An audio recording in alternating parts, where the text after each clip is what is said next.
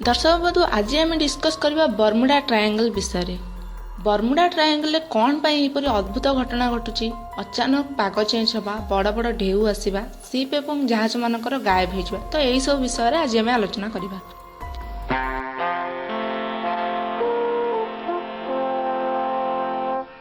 किए कहूची Bermuda triangle alien रहउछन, तो आउ किए कहूची एठी काले अन्य दुनिया को जिबा पई एक द्वार अछि। आउरी केते कौन रहस्य विषय बहु लोक बहु मत दौरान। सो आज ये भिडियोटी देखला परे आपण माने क्लियर हो जिवे कि से रहस्यमय घटना प्रकृतर कौन, यह केउ कारण सृष्टि होची। ए रहस्यमय बर्मुडा ट्रायंगल सत्यता जानिबा पूर्व जानिनेबा एठारे घटी जाइतिबा किछि घटना विषय। बर्मुडा ट्रायंगल आटलांटिक सागर एक पार्ट अटे। ए ट्रायंगल आटलांटिक सागर मझामझिरे आसे। ए ट्रायंगल मुख्यतः 5 लाख वर्ग किलोमीटर 15 लाख वर्ग किलोमीटर पर्यंत व्यापीछि। अमेरिकार फ्लोरिडा जेउठी म्यांमार अवस्थित, तापरे बर्मुडा जहाँकि एक द्वीप अटे, आइलैंड अटे, एवं तापरे पोर्टोरिको जहाँकि आटलांटिक सागर सबुठारु गभीरतम जगह। ए तीनिटी जगह को टच करिकी बनिछि एई बर्मुडा ट्रायंगल। एही ट्रायंगल को ट्रेविल ट्रायंगल मध्य कहा जाए। ए जगार एपरि भयंकर मान घटना घटुथिबारु याकू डेविल ट्रायंगल नाम दिया जायछि। देखिबा गले बर्मुडा ट्रायंगल वाणिज्य व्यवस्था पई एकमात्र रास्ता अटे। एई बाट दे समस्त शिप एवं जहाज जीवासिया करती। जेहेतु एई रास्ताटी आम देशर अर्थनैतिक वृद्धि रे एक मार्ग अटे, तो सेति पई ए पर्यंत सेठी जीवा आसिबार कोनोसी रेस्ट्रिक्शन रखाइनी बा न जीवा पई कोनोसी भी पदक्षेप सेमति निया जाय नै।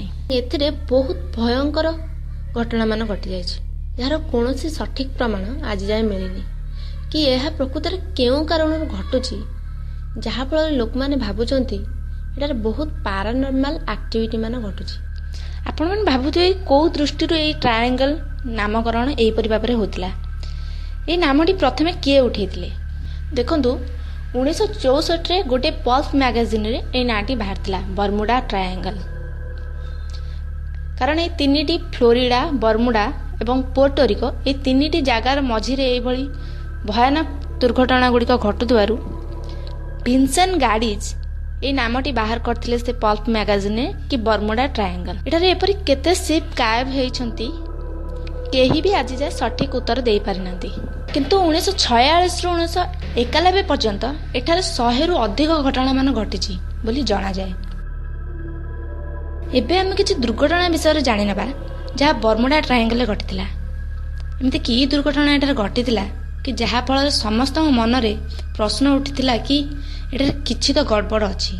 प्रथम घटिथिला 1981 रे इलेन ऑस्टिन। ए शिपटी न्यूयॉर्क गला बेले हठात तार कंपास काम करबा बंद हो जाइतिला, जहा फल रे शिपटी दिग हराई पोड़ी जाइतिला। कंपास कौन? कंपास हेउची दिग जानिबार एक यंत्र जा आगरू दिग जानिया पई व्यवहार हेउतिला, किंतु आजिकल तो जीपीएस सिस्टम हे गलानी, जहा फल रे आमे आराम रे दिग बा लोकेशन जानि पारुछे। तापर 1918 रे यूएसएस साइक्लोप नामक एक घटना घटिथिला, जा ह्यूमन हिस्ट्री रे सबुठारु बड़ ओ लॉस थिला, जो 309 जन व्यक्ति एकासह प्राण हराइथिले। यूएस साइक्लोप माने यूएसएस नेवी अमेरिकार एक शिप मैगजीन आड़ को जाउथिला। सेही समय कंपास काम कलानी, जहा फल शिप बुड़ी गला एवं कहार कोनोसी भी अतापता मिललानी। एही परि भाबरे वर्ल्ड वार 2 रे मध्य दुईटी साइक्लोप बुड़ी जाइथिले, गोटे प्रोटिज अन्यटी निरियस। सेही परि आउ एक घटना फ्लाइट 19 1945 रे घटनाटी घटिथिला। ए सब घटना मध्यरु एतला सबुठारु बड़ घटना। या 6 डिसेंबर 1945 रे घटिथिला। एथिरे अमेरिकार 5टी टीबीएम एवेंजर जहा द्वारा टॉर्पिडो पका जाए माने बॉम्बिंग करा जाए, तो एही प्लेन गुड़िक रूटीन एक्सरसाइज पाई 2:10 रे अमेरिकार पोर्ट रो उड़ीथिले।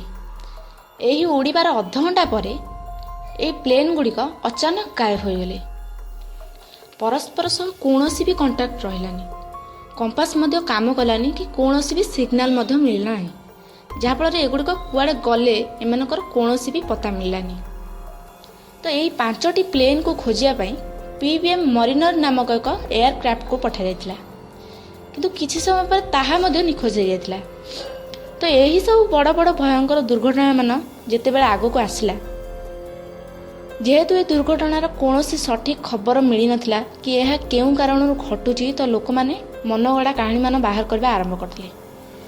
ବର୍ମୁଡା ଟ୍ରାୟାଙ୍ଗଲକୁ ନେଇକି ଲୋକମାନଙ୍କ ମନରେ ଯେଉଁ ଧାରଣା ରହିଛି, ଯେମିତିକି ଏଠାରେ ଏଲିଅନ୍ ଅଛନ୍ତି, ସେମାନେ ଲୋକମାନଙ୍କ ଉପରେ ରିସର୍ଚ୍ଚ କରିବା ପାଇଁ ସେମାନଙ୍କୁ ଅତଳ ସମୁଦ୍ର ଭିତରକୁ ଟାଣି ନେଇଯାଉଛନ୍ତି, ଏଠି ଅନ୍ୟ ଦୁନିଆକୁ ଯିବା ପାଇଁ ରାସ୍ତା ରହିଛି, ୟାକୁ ନେଇକି କେତେ ଲୋକ ଭିଡ଼ିଓ ଫିଲ୍ମ ମଧ୍ୟ ବାହାର କରିଛନ୍ତି, ଯାହାକି ପୁରାପୁରି ଭାବରେ ମିଛ।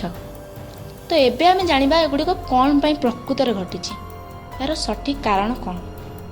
ପ୍ରକୃତ କଥା ହେଲା, ଏହି ଟ୍ରାୟାଙ୍ଗଲରେ ଯାହା ବି ସବୁ ଘଟୁଛି ତାହା କେତେକ ନ୍ୟାଚୁରାଲ୍ ସୋର୍ସେସ୍ ଯୋଗୁଁ ଘଟୁଛି, ମାନେ ପ୍ରାକୃତିକ କାରଣ ଯୋଗୁଁ ଘଟୁଛି।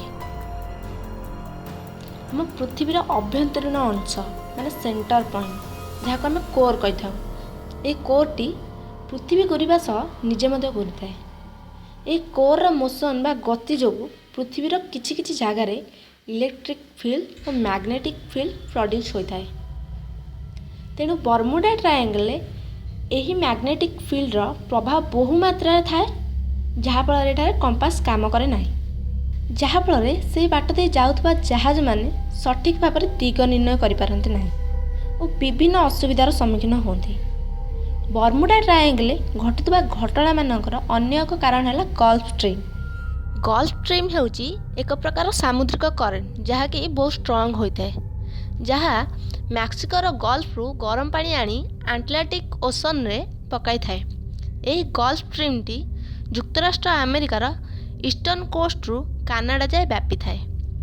ଏହି ଗଲ୍ଫ ଷ୍ଟ୍ରିମ୍ର ପ୍ରଭାବରୁ ବର୍ମୁଡା ଟ୍ରାୟାଙ୍ଗଲରେ ପାଗ ବହୁ ସମୟରେ ଭୟଙ୍କର ରହିଥାଏ, ଯାହାଦ୍ୱାରା ସେଠାରେ ଭୟଙ୍କର ଝଡ଼ ବର୍ଷା ସହିତ ହରିକେନ୍, ଟର୍ନାଡୋ ଆଦି ହୋଇଥାଏ।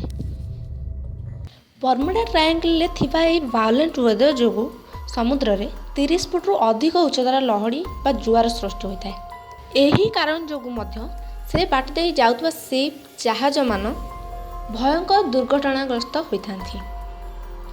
ବହୁ ସମୟରେ ଏହି ଟ୍ରାୟାଙ୍ଗଲରେ ଇଲେକ୍ଟ୍ରିକାଲ ଫଗିଂ ମଧ୍ୟ ହୋଇଥାଏ। ଭୟଙ୍କର ଝଡ଼ ବର୍ଷା ଯୋଗୁଁ ସେଠାରେ ଥିବା ବାଦଲମାନଙ୍କର ତୀବ୍ରତା ବଢ଼ିଯାଏ ଓ ଏହା ସହିତ ବହୁ ଜୋରରେ ବିଜୁଳି ଏବଂ ଘଡ଼ଘଡ଼ି ମଧ୍ୟ ମାରିଥାଏ, ଯାହାଫଳରେ ହେକ୍ସାଗୋନାଲ କ୍ଲାଉଡ୍ ସୃଷ୍ଟି ହୋଇଥାଏ। ଏହି ହେକ୍ସାଗୋନାଲ କ୍ଲାଉଡ୍ ଯୋଗୁଁ ଇଲେକ୍ଟ୍ରିକାଲ ଫଗିଂ ହୋଇଥାଏ। ଇଲେକ୍ଟ୍ରିକାଲ ଫଗିଂ ଯୋଗୁଁ ସେ ଜାଗାରେ କୌଣସି ସିଗ୍ନାଲ କାମ କରେ ନାହିଁ, ଯାହାଫଳରେ ସେହି ବାଟ ଦେଇ ଯାଉଥିବା ଜାହାଜମାନେ ନିଜର କମ୍ୟୁନିକେସନ୍ ହରାଇ ବସନ୍ତି। ବେଳେବେଳେ ଇଲେକ୍ଟ୍ରିକାଲ ଫଗିଂ ଯୋଗୁଁ ଏୟାର ବମ୍ବିଂ ମଧ୍ୟ ହୋଇଥାଏ। ଏହି ଏୟାର ବମ୍ବିଂ ଦ୍ୱାରା ପବନର ବେଗ ବଢ଼ିବା ସହିତ ବିଶାଳକାୟ ଲହରୀ ସୃଷ୍ଟି ହୋଇଥାଏ, ଯାହା ସିପ୍କୁ ସମୁଦ୍ର ମଧ୍ୟରେ ବୁଡ଼ାଇ ଦେଇଥାଏ। ସାଇଣ୍ଟିଷ୍ଟମାନଙ୍କ କହିବା ଅନୁସାରେ ବର୍ମୁଡା ଟ୍ରାୟାଙ୍ଗଲଟି ଲାଭା ଉପରେ ଅବସ୍ଥିତ। ଏହି ଲାଭା ଯୋଗୁଁ ଏଠାରେ ମିଥେନ୍ ହାଇଡ୍ରେଟ୍ ପ୍ରଡ୍ୟୁସ୍ ହୋଇଥାଏ। ଏହି ଗ୍ୟାସ୍ ଜାହାଜମାନଙ୍କ ଚାରିପାର୍ଶ୍ୱରେ ଲାଗିକି ଜାହାଜଗୁଡ଼ିକୁ ଓଜନିଆ କରିଦେଇଥାଏ, ଯାହାଫଳରେ ଜାହାଜ ବୁଡ଼ି ଯାଇଥାନ୍ତି।